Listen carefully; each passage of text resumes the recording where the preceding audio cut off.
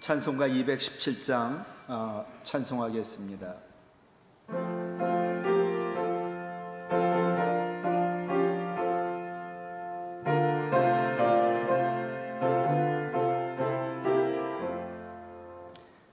하나님이 말씀하시기를 네 마음을 나에게 바치어라. 날 섬기며 기쁘게 날 항상 의지하라. 바치어라 내 마음을 주께서 나에게 이르시네. 캄캄한 죄에서 불러내신 주께서 늘 인도하시리라.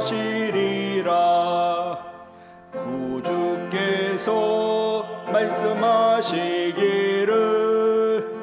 네 마음을 나에게 다 바치고 사악한 죄에서 벗어나면 나 어찌 널 구원하겠느냐. 바치어라 내 마음을 주께서 나에게 이르시네. 캄캄한 죄에서 불러내신 주께서 늘 인도하시리라. 성령께서 말씀하시기를 가진 바 다 맡기고 네 맘도 기쁘게 바치어라.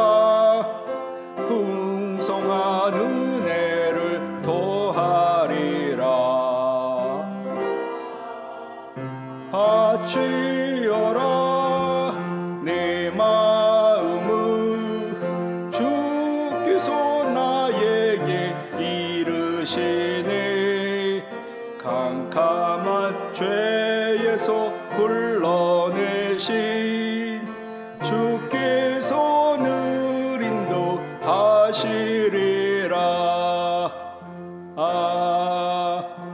아멘.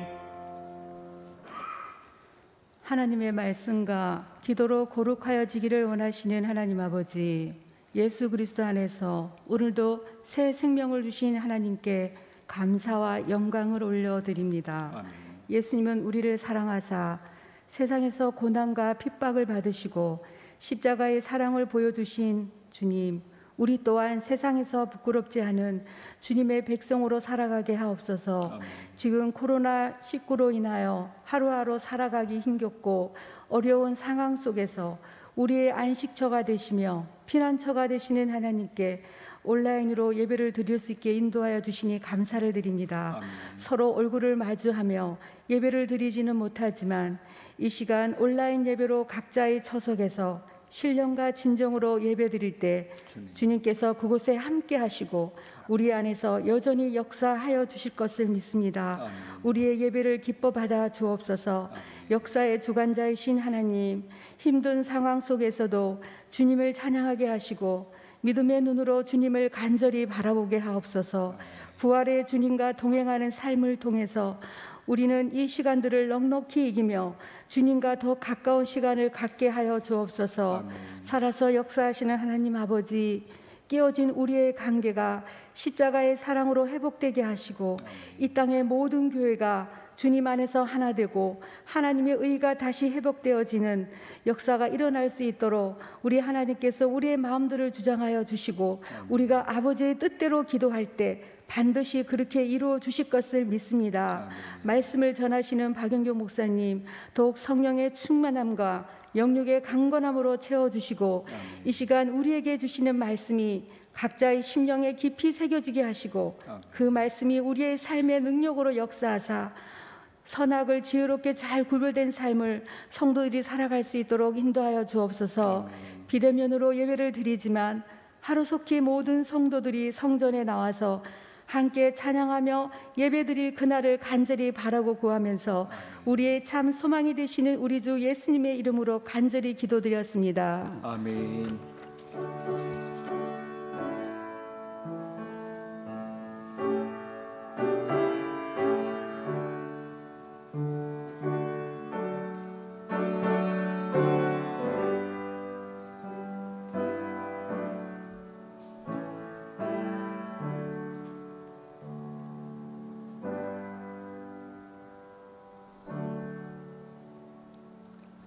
하나님 말씀은 사무엘상 16장 6절로 13절입니다. 하나님 말씀은 사무엘상 16장 6절로 13절.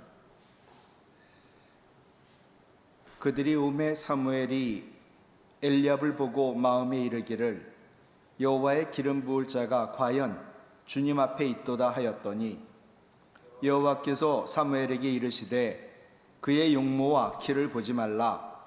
내가 이미 그를 버렸노라. 내가 보는 것은 사람과 같지 아니하니 사람은 외모를 보거니와 나 여호와는 중심을 보느니라 하시더라. 이새가 아비나답을 불러 사무엘 앞에 지나가게 하매 사무엘이 이르되 이도 여호와께서 택하지 아니하셨느니라 하니 이새가 산마로 지나가게 하매 사무엘이 이르되 이도 여호와께서 택하지 아니하셨느니라 하니라. 이새가 그의 아들 7을 다 사무엘 앞으로 지나가게 하나 사무엘이 이새에게 이르되 여호와께서 이들을 택하지 아니하셨느니라 하고 또 사무엘이 이새에게 이르되 네 아들들이 다 여기 있느냐. 이새가 이르되 아직 막내가 남아 있는데 그는 양을 치는 자니이다. 사무엘이 이새에게 이르되 사람을 보내어 그를 데려오라. 그가 여기 오기까지는 우리가 식사 자리에 앉지 아니하겠노라. 이에 사람을 보내어 그를 데려오매 그의 빛이 붉고 눈이 빼어나고 얼굴이 아름답더라. 여호와께서 이르시되 이가 그니 일어나 기름을 부으라 하시는지라. 사무엘이 기름 뿔병을 가져다가 그의 형제 중에서 그에게 부었더니 이날 이후로 다윗이 여호와의 영에게 크게 감동되니라. 사무엘이 떠나서 라마로 가니라. 아멘.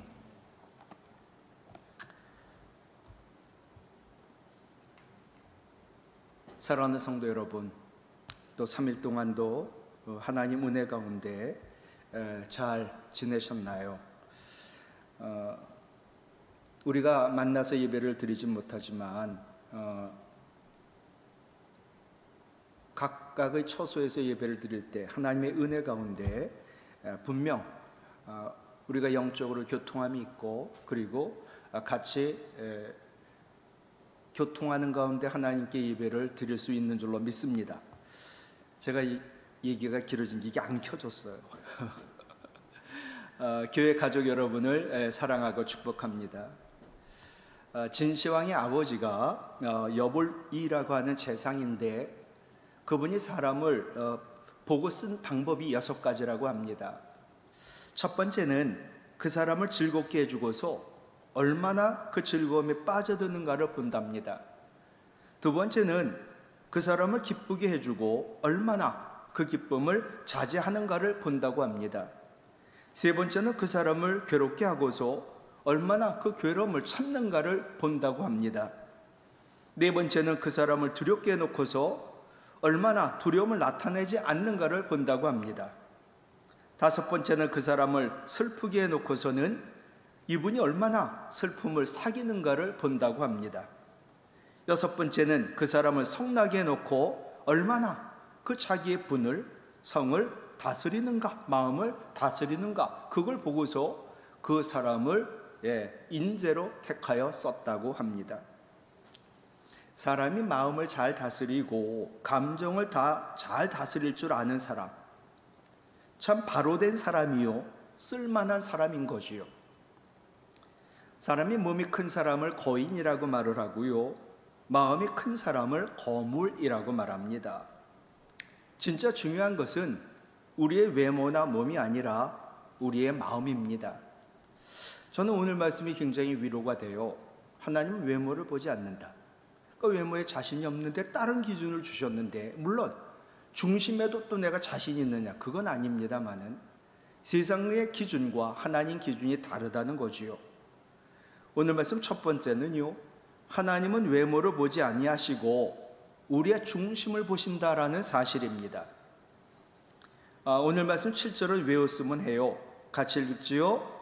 사람은 외모를 보거니와 나 여호와는 중심을 보느니라. 아멘.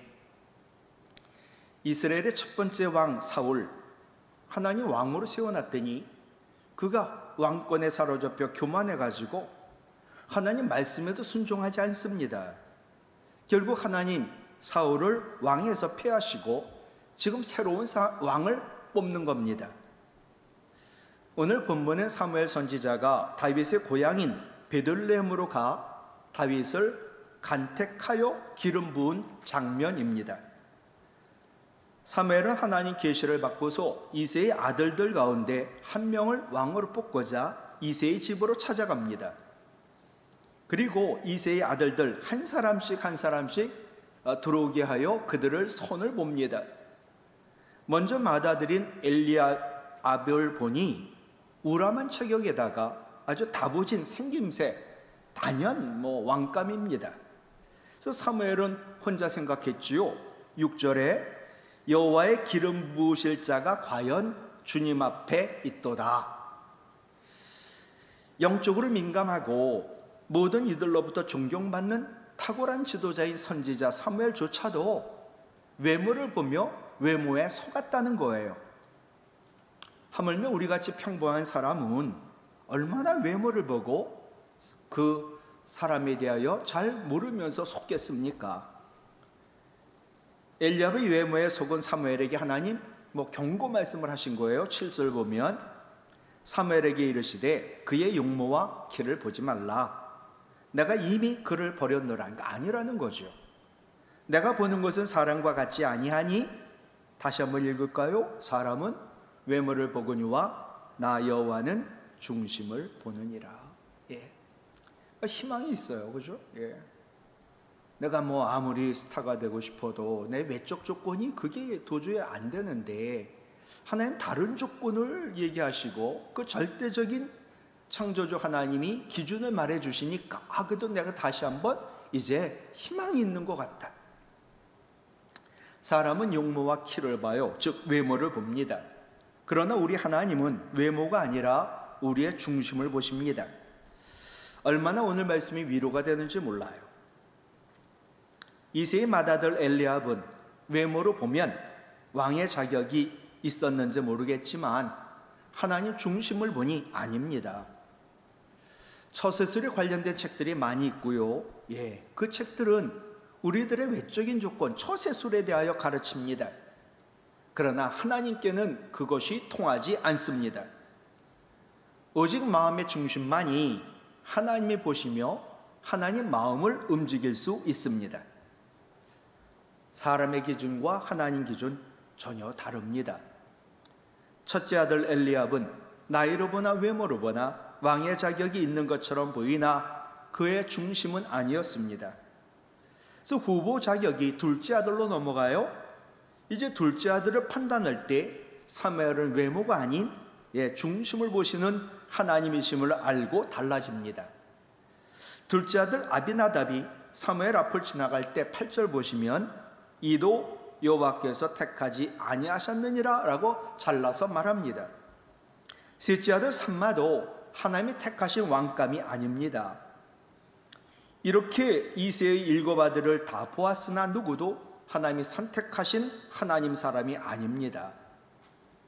사무엘은 분명 하나님이 이새의 아들 가운데 한 사람이 왕으로 세워야 한다라고 하나님께서 가르쳐 주시고 보내셨는데 7명 중에 없는 겁니다.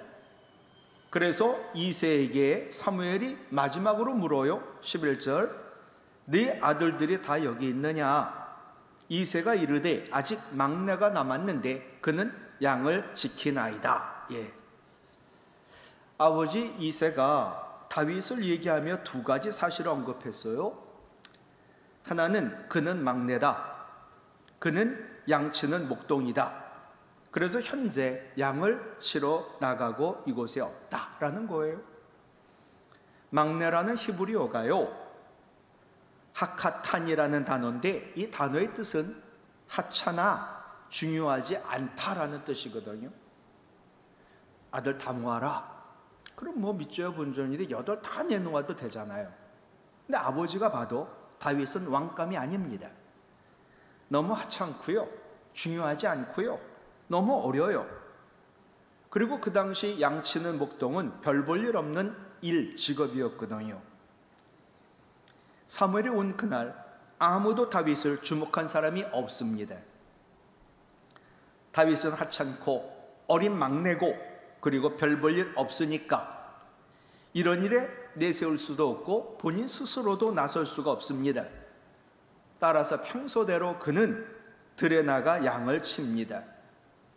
근데 우리 하나님, 이 하가탄, 별로 중요하지 않은 목동에 불과한 다윗을 그의 중심을 보고 이스라엘의 두 번째 왕, 아니 이스라엘의 가장 위대한 왕으로 그를 세우셨습니다. 중심을 보시는 하나님, 다윗의 무슨 중심을 보았을까? 오늘 본문 뒤에 17장에 나오는데요, 결국 하나님 보신 다윗의 중심을 우리가 말씀에 나와 있는 것으로 유추할 수밖에 없어요. 사무엘하 17장에 보면 하나님을 모독하는 블레셋 장군 골리앗 앞에서 다윗은 주눅이 들지 않고 사울 왕에게 말을 해요. 사무엘상 17장 37절, 여호와께서 나를 사자의 발톱과 곰의 발톱에서 건져내셨은즉 나를 이 블레셋 사람 즉 골리앗의 손에서도 건져내시리이다. 사람이 이 안에 있는 게 바깥으로 나오거든요. 그러니까 그 다윗의 중심엔 누가 있냐면 하나님이 계신 거예요. 다윗의 중심엔 하나님이 계시는, 즉 다윗은 하나님 사람이거든요. 그 후에 성경이긴 하지만 역대하 8장 14절에 보면요, 아들인 솔로몬이 그의 아버지 다윗의 규례를 따라 제사장들의 반열을 정하여 갖고 섬기게 한 다음에 그 다음에 이제 생략하고요. 이는 뭐라고 다윗을 표현했냐면 하나님의 사람 다윗이라고 표현했어요. 그 솔로몬은 하나님의 사람 다윗이 전에 이렇게 명령한 대로 행했다, 지금 그 뜻이거든요. 그러니까 다윗은 어떤 사람이냐면 중심에 하나님이 있는 하나님 사람이었다는 거거든요. 하나님이 마음 중심에 있는 하나님의 사람의 눈에는요, 하나님만 보여요. 근데 돈이 마음 중심에 있는 사람은요, 늘 돈만 보여요. 이어지는 다윗의 고백이죠. 사무엘상 17장 45절, 골리앗 보고 얘기야. 너는 칼과 창과 단창으로 내게 나아오거니와 나는 만군의 여호와 이름 곧 네가 모욕하는 이스라엘 군대의 하나님 이름으로 내게 나아가노라. 다윗 중심에 하나님이 계시니까 다윗이 골리앗에게 소개한 하나님 무기는 하나님 이름뿐이었어요. 다윗의 중심에는 하나님이 계셨으니까 하나님은 하나님만 의지하고 하나님을 높이고 하나님을 존중히 여기는 사람을 하나님께서는 그의 중심을 보고 글을 쓰시거든요. 좋아하는 말씀이 사무엘상 2장 30절이에요. 같이 읽을까요? 나를 존중히 여기는 자를 내가 존중히 여기고 나를 멸시하는 자를 내가 경멸하리라. 1920년인가요? 그 파리올림픽에서 금메달을 2개 따고 은메달을 땄던 에릭 리들이라는 선수가 있어요. 이 사람이 주일날 예선을 하는데 100m 세계 신기록 보유자인데 그가 주일 예배를 드리며 예선을 안 뛰어요. 뛰면 금메달인데, 그랬더니 영국 언론에서 난리가 났죠. 금메달 하나 잃었다고, 비겁한 자 근데 이분이 얼마나 또 그 마음이 아팠겠어요. 그리고서 그 다음날 400을 뛰고 200을 뛰고 800을 뛰었나요? 근데 금메달을 땄거든요. 그럴 때 이 트레이너가 신앙이 좋은 분이세요. 그래갖고 이 에릭 리들에게 바로 이 사무엘상 2장 30절 말씀을 써서 손에 쥐어줬다는 거예요. 하나님은 나를 존중히 여기는 자 존중히 여긴다. 그래서 그 말씀 붙들고 그가 뛰어서 400m인 것 같아요. 400m 세계 신기록을 세우고 금메달을 땁니다. 사무엘이 하나님의 마음에 맞는 다윗을 알고 그에게 기름을 붓자 성령이 임하더라고요. 오늘 보면 13절 볼까요? 사무엘이 기름 뿔병을 가져다가 그에게 부었더니 이날 이후로 다윗이 여호와의 영 성령에게 크게 감동되니라. 아멘. 예. 마음의 중심에 하나님이 있는 사람은 하나님의 그 중심을 보시고 쓰실 뿐만 아니라 성령까지 부어주신다는 거죠. 우리 하나님 외모를 보지 않으시고 우리의 중심 마음을 보셔요. 참으로 위로가 되는 말씀이 아닌가. 그럼 물어보죠. 여러분 마음 중심에는 하나님이 계신가요? 네. 두 번째로 하나님은 다윗의 중심을 보셨어요. 도대체 다윗의 중심에 뭐가 있을까? 성경을 찾는 가운데 첫 번째는 다윗 중심에는요, 하나님 사랑하는 마음이 있었어요. 우리가 잘 아는 시편 18편 1절 같이요. 나의 힘이신 여호와요 내가 주를 사랑하나이다. 아멘. 성경에 구약 성경에 내가 주를 사랑합니다, 하나님 사랑합니다라는 구절이 없어요. 물론 하나님 사랑했겠죠. 근데 이런 표현이 나오는 건 여기밖에 없거든요. 이 세상에서 가장 강한 힘은 바로 사랑의 힘입니다. 돈을 사랑하면 그 돈에서 힘을 얻고요, 사람을 사랑하면 그 사랑하는 사람에게서 힘을 얻지만 하나님을 사랑하는 사람은 그 하나님, 전능하신 하나님에게서 힘을 얻습니다. 사무엘의 23장에 보면 오랜 도망 생활 가운데 다윗이 몇 년 동안 고향을 가지 못해요. 너무나 고향을 가고 싶었고요, 그 고향 베들레헴의 운물물을 먹고 싶은 거예요. 어느 날 군사 작전 회의를 하다가 고향 이야기를 나눕니다. 다윗의 오른팔 같은 세 장수 앞에서 다윗이 중얼거리던 말을 하죠. 오늘은 왜 이렇게 고향 생각이 많이 나냐? 내 고향 베들레헴 성문 곁 운물의 물이라도 한 모금 먹으면 한이 없겠다.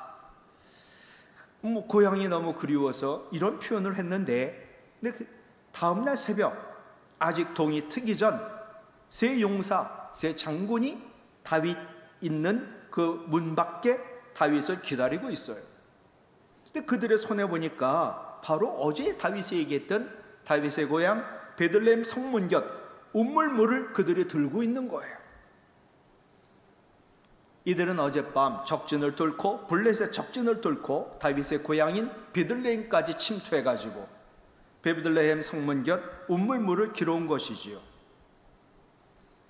베들레헴은 그 당시 블레셋 군대의 총본부가 있어가지고요, 철통 같은 경비가 있는데 이 신복 셋은 목숨 걸고 물을 떠온 거예요. 그러니까 이들이 길어온 물은 그냥 단순한 물이 아닙니다. 자기들의 목숨을 담은 피와 같은 물이었어요. 다윗이 얼마나 감동을 받고 얼마나 좋겠어요. 근데 하나님을 사랑하는 다윗은 그 물을 먹지 못합니다. 생명 같은 그 물을 그는 하나님께 드립니다. 그리고 하나님을 예배합니다. 하나님 사랑하니까. 또 다윗은 가는 곳마다 전쟁을 하는데 전쟁하여 이겨요. 그럴 때마다 조공과 전리품, 각종 예물을 그 다윗이 받게 되는데, 사무엘하 8장에도 보면 다윗이 하맛 왕 도이가 가져온 선물 은그릇, 금그릇 전부를 하나님께 드립니다. 그러니까 전리품 가운데 가장 좋은 것을 전부 하나님께 드려요. 하나님을 사랑하니까. 근데 다윗 중심에는 하나님이 계시고 하나님 사랑하는 마음이 있어요. 하나님은 그 다윗의 중심을 보시는 거죠. 하나님 사랑하여 가장 귀한 것을 하나님께 드린 다윗. 하나님 그 중심을 보시며 다윗에게 나의 힘이신 여호와요. 그랬더니 하나님이 다윗에게 힘을 주고 다윗이 어디로 가든지 이기게 하셨지요. 사무엘하 8장 14절 같이요. 다윗이 어디로 가든지 여호와께서 이기게 하셨더라. 아멘. 중심에 하나님을 사랑하는 마음이 있는 사람은 분명 하나님이 그에게 힘을 주시고 어디로 가든지 이기게 하시는 줄 믿습니다. 다윗 중심엔 또 뭐가 있을까? 물론 하나님 계셔요. 그러니까 하나님이 계신 사람은요, 중심에 겸손한 마음이 있다고요. 다윗은 참으로 겸손한 사람입니다. 다윗은 먼저 실수가 너무 많고 허물도 많은 사람인데 성경을 연구한 학자들에 의하면 성경에만 20곳 이상 다윗의 씻을 수 없는 실수와 죄가 기록이 되어 있다는 거예요. 그러나 다윗은 겸손해가지고 그 실수와 죄에 대하여 회개했다. 즉 다윗의 중심에는 회개하는 겸손함이 있었다. 다윗은 회개를 할 때 변명하지도 않았고요, 그 죄에 대한 책임을 남에게나 환경 탓으로도 돌리지 않았습니다. 밧세바의 관계에서도 밧세바를 범했어요. 밧세바가 다윗을 유혹했다, 그렇게 얘기할 수 있는데 그런 말을 하지 않아요. 다윗은 회개할 때 밧세바가 나를 유혹했다라고 밧세바를 탓하거나 원망하지 않고 하나님, 제가 하나님 앞에 죄를 지었나이다. 그의 잘못은 그 잘못은 제 잘못입니다. 이것이 다윗의 진심이요 마음인데 그 마음이 다윗의 중심에 있었다는 거예요. 이것뿐만이 아니라 다윗의 마음은요 늘 겸손해가지고 하나님이 자기의 마음을 다스려 주기를 원했고 자기의 감정을 그래서 억제할 줄 아는 사람이 다윗이에요. 밧세바가 낳은 아들이 죽어갑니다. 아이가 태어났는데 죽어가요. 그러니 다윗이 기도하고 금식을 합니다. 사흘 동안 먹지도 않아요. 근데 결국 아이가 죽습니다. 아니, 왕이 태어난 아이가 죽을까 봐 걱정하고 기도하고 금식하는데 3일, 근데 아이가 죽었거든요. 어떻게 왕에게 아이가 죽었다고 말을 할 수 있어요? 근데 결국 그 사실을 알게 된 다윗이 그렇게 3일 동안 안 먹고 울면서 기도했다가 아이가 죽었다는 소식을 들었는데 다윗이 그 자리에서 일어납니다. 그리고 온몸을 씻고 그가 다시 왕의 자리에 나가서 왕의 일을 봅니다. 신하들이 깜짝 놀랐어요. 물었죠. 왕이요, 어떻게 아들을 위하여 그렇게 금식하고 기도하다가 아이가 죽었는데 어떻게 그렇게 깨끗이 일어나 일을 하실 수 있습니까? 아이가 죽기 전에는 내 기도를 하나님 들으시고 혹시 아이를 살리고 나를 용서할까 하면지만 아이가 죽었으니 하나님 데려간 것이고 그 아이는 내게로 올 수 없고 이제 내가 그에게로 가는 것밖에 없다. 아주 깨끗하게 그 사실을 인정하고 그 아픈 과거에서 벗어나 현재 일과 미래의 일에 중심을 두고 일을 한 거예요. 그 마음이 중심에 있는 걸 하나님 아신 거지요. 또한 다윗은 밧세바를 범하고 우리아를 죽인 엄청난 죄를 지었지만 회개했고 그 다음에 그는 그 부끄러운 모습이지만 하나님 맡기신 왕의 일을 감당합니다. 어떻게 이런 일이 가능할까? 어떤 사람이 일을 하고 있다가 정말 부끄러운 죄가 드러났어요. 그럼 회개했다고요? 그럼 그 자리에 있을 수 있겠는가? 목회자든 아니면 그 높은 관직에 있는 사람이든, 물론 사람들이 가만두지 않고 내쫓겠지요. 근데 다윗은 하여튼 자기의 권한이 있어요. 물러날 수도 있고 할 수도 있고. 다윗이 겸손했다는 것이요, 다윗이 만일 왕위를 버렸다면 그는 불신앙의 사람이고 그의 회개는 진짜가 아니었다라고 생각합니다. 그런데 회개하는 순간 회개로부터 이제 오는 모든 결과는 다 그대로 받아들일 뿐만 아니라 애당초 내가 왕이 된 것은 내 의로 된 것이 아니라는 것이에요. 내가 잘나고 내가 외모가 뛰어나고 내가 능력이 있고 그래서 왕이 된 것이 아니다. 내가 죄인인 걸 아시고 또 이렇게 회개하는 자인 걸 아시고 마음의 중심을 보시고 하나님 나를 세우셨으니 회개하고 그의 중심은 늘 하나님께 있으며 앞으로 하나님께 잘하는 마음의 중심이 있었던 거거든요. 처음부터 하나님이 나를 불러 쓰셨으니까 하나님을 섬기는 마음으로 내가 이 일을 할 뿐이지 내 의가, 내 진실이, 내 충성이, 내 능력이 왕위에 있게 한 것이 아니라는 거예요. 이것 또한 마찬가지로 다윗의 겸손이요 다윗의 믿음인데 그것이 다윗의 중심에 있었다는 거지요. 10년 이상 사울이 다윗을 죽이려고 쫓아다녀요. 근데 몇 번 사울왕을 죽일 기회가 있었지만 다윗은 사울에게 손대지 않습니다. 하나님께 사울을 맡기고 기름 부음 받은 주의 종으로 사울을 섬깁니다. 이것 또한 다윗의 겸손이요 다윗의 신앙인데 이것이 다윗의 중심에 있었어요. 또한 아들 압살롬이 반란을 일으킬 때 다윗은 피난길을 떠납니다. 이것 또한 하나님으로부터 말미암은 것이다라고 그가 믿었기 때문이지요.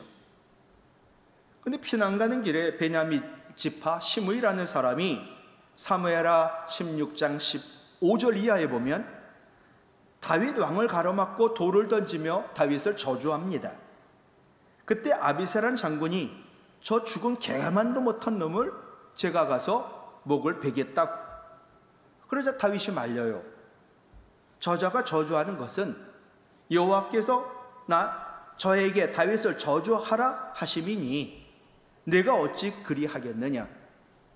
야, 저런 놈을 그냥 처리해라가 아니라 그는 마음에 하나님이 계시니까 자기에게 일어난 일들을 하나님이 행하신 거로 받아들이고 그를 용서하고 있는 거죠.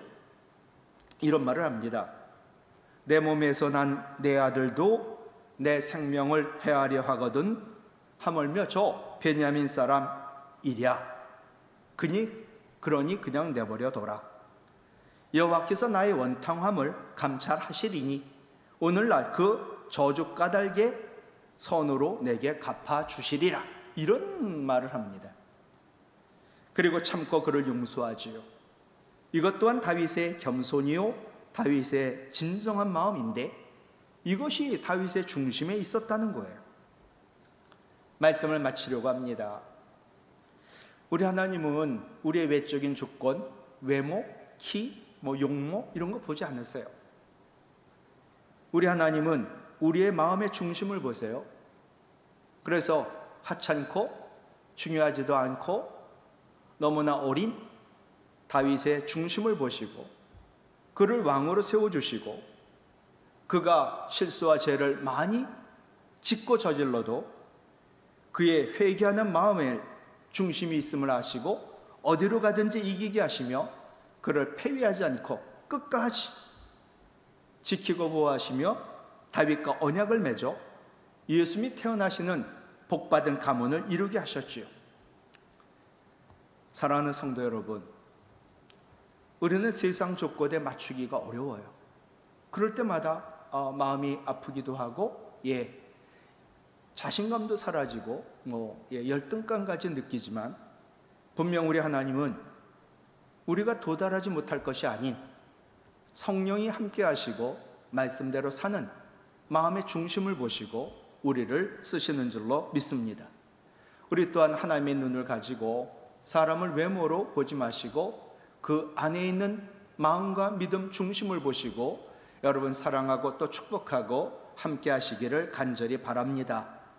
하나님은 다윗의 중심을 보셨는데 다윗의 중심에는 늘 하나님이 계시며 하나님을 사랑하는 마음과 그리고 겸손한 마음이 있으므로 다윗은 하나님이 크게 쓰셔서 이스라엘 역사를 이루고 또 예수 그리스도가 이 땅에 존재하도록 다윗을 사용하셨어요. 어렵고 힘든 이때에 항상 하나님이신 말씀과 성령 충만함으로 하나님을 내 안의 중심에 모시며 하나님을 다윗처럼 뜨겁게 사랑하고 늘 겸손하게 회개하며 하나님이 기뻐하시는 하나님의 사람으로 크게 쓰임받기를 주님의 이름으로 부탁을 드립니다. 사랑의 아버지 하나님, 나보다 나를 사랑하시기에 우리의 자신 없는 외모를 보지 아니하시고 하나님만 사랑하며 우리 마음에 하나님을 모셨는가 그것을 보시지요. 나는 할 수 없으나 성령 하나님 우리 가운데 이 시간 마음을 엽니다. 내 마음의 주인 되어 주시옵소서. 먼저 내가 행한 건 죄뿐이요 나는 죄인으로서이다. 내 안에 마음을 찢으며 죄를 토해내고 우리의 심령이 거룩하고 성결하여 성령 하나님을 내 마음에 모시며 말씀을 마음에 새겨 말씀대로 늘 하나님만 사랑하며 회개하고 겸손한 마음으로 마음의 중심을 보시는 하나님으로부터 우리가 택함 받아 크게 쓰임받는 역사가 일어나 어려운 이때에 가정을, 교회를, 그리고 하나님의 공동체를, 이 나라 이 민족을 다시 세워 하나님 나라 되도록 우리를 사용하여 주시옵소서. 예수님 이름으로 기도하옵나이다. 아멘. 이제는 우리 주 예수 그리스도의 은혜와 하나님 아버지의 사랑과 성령님의 교통하심이, 우리 하나님은 사람처럼 키나 용모, 외모를 보지 아니하시고 우리의 중심을 보시기에 다윗같이 하찮은 자도 하나님을 마음의 중심에 모시면 쓰임받는다는 사실을 깨닫고 다윗처럼 성령 충만, 말씀 충만하여 하나님을 뜨겁게 사랑하는 마음과 회개하는 겸손한 마음으로 하나님으로부터 크게 쓰임받고 나라와 민족을 위하여, 교회를 위하여 쓰임받겠다 다짐하며 예배한 우리의 모든 가족들 위에, 하나님 백성 위에, 그리고 우리의 가정과 주님의 몸된 교회와 이 나라 이 민족, 그리고 북한 동포들 가운데 이제로부터 영원토록 함께 없시기를 간절히 축원하옵나이다. 아멘.